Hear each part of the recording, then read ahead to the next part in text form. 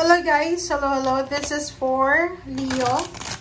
Leo, alamin natin kung anong messages, vibration, gabay energy para sa inyong lahat. This is general, weekly tarot reading para sa lahat ng Leo. I hope na makuha mo yung energy. I hope na makaresonate ka dito. Okay, thank you sa lahat ng Leo na patuloy na sumusubaybay dito sa aking channel.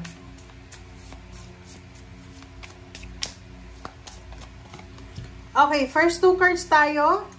Patiently, what you want, get what you need in the second house. So, sinasabi ng baraha sa'yo dito, Leo, na kung may hinihintay ka, it's either, ano ba yung hinihintay mo? Like money, or maybe victory and success.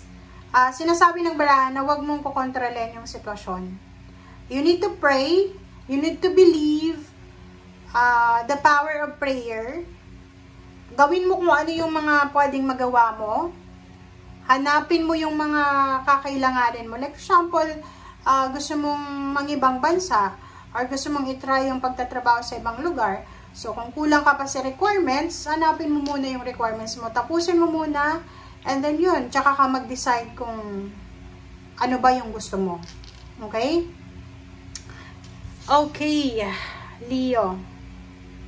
Next word natin, the serving of others. So, nakikita ko, Leo, dito na posibleng merong tao na papasok sa buhay mo or lalapit sa'yo.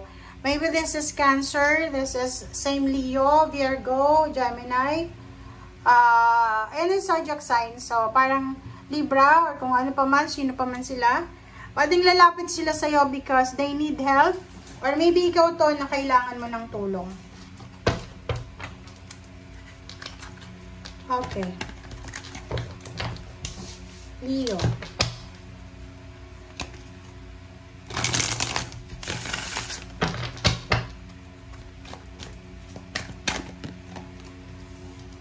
Okay, the World card. Okay, 5 of Pentacles. 2 of Cups. And 0 the Fool. Wow, the Star. Okay, so meron ka ditong 3 major arcana, Leo. So, may 3 major decision-making events na pwedeng mangyari sa'yo sa linggong ito. Okay, kung makikita mo, sinasabi ng baraha sa'yo dito na yun. Mayroong Leo dito na yung sabi ko nga sa'yo, maybe you're planning to work abroad, you're planning to work international or far sa malayong lugar. And nakikita ko sa'yo dito na possible din na sa linggong ito, meron kang mga pinagdadaanan na financial problems or siguro yun yung rason. Maybe yung may problema ka sa pera, may problema yung pamilya mo sa health.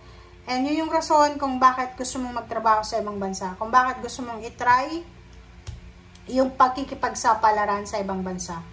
Merong 2 of Cups and 0 the Fool. Sinasabi ng baraha na merong Leo na maybe nag-away kayo ng karelasyon mo, ng boyfriend, girlfriend, ng magulang, ng kapatid. Or kung sino man tong kaaway mo na sinasabi ng baraha na posibleng kayo ay mag-reconcile, posibleng kayo ay mag-usap, maayos yung gulo, and masettle yung mga dapat masettle. Meron din ditong Leo na maybe you're a single Leo babae, and nakikita ko siya dito na because of money problem, single ka na babae na Leo, wala sa'yong naliligaw na Pilipino, and siguro nasa probinsya ka, makikipagsapalaran ka talaga eh. So nakikita ko siya dito na magpaplano ka na yun nga, diba? So, what you want, get what you need. Gusto mong mag-asawa, pero parang hindi ka masyadong napapansin ng mga Pinoy. So, nakikita ko sir dito na magkakaroon ka ng interest na makipag-date sa online. Parang ganun ang nakikita natin. So, this is taking risk for your future. So, nakadepende. Kumbaga, gagawin mo ang lahat. Meron ditong single na Leo, babae ka man o lalaki. Gagawin nyo ang lahat, makapunta lang kayo ng ibang bansa, gagawin nyo ang lahat para matapos lang yung problema sa pera, gagawin nyo ang lahat para makapag-asawa lang kayo ng stable, secure, And gagawin nyo ang lahat para makuha mo lahat ng pangarap mo sa buhay. Comment down below if you resonated. Doon lang yan sa mga single Okay, let's clarify. Alright.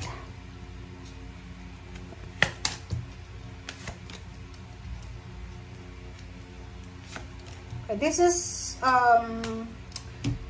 the World card yon, 'di ba? Sa Tower, parang isa sa mga Leo dito, nakikita ko isa siyang babae na Leo na siguro hindi siya masyadong siniswerte sa trabaho sa Pilipinas, and sobrang ang pakiramdam niya down na siya. Maybe meron pa siyang health issues, may sakit siya or may sakit sa family. So yung parang feeling niya down na siya. And naghihintay siya ng tulong pero walang tumutulong sa kanya. Nakikita ko sa inyo dito na in the near future, posibleng makatanggap ka ng tulong from someone na posibleng nakaaway mo. Kasi 10 of Swords to and 8 of Pentacles. So, like for example, if you need money, if you need help sa financial, or kailangan mo ng trabaho,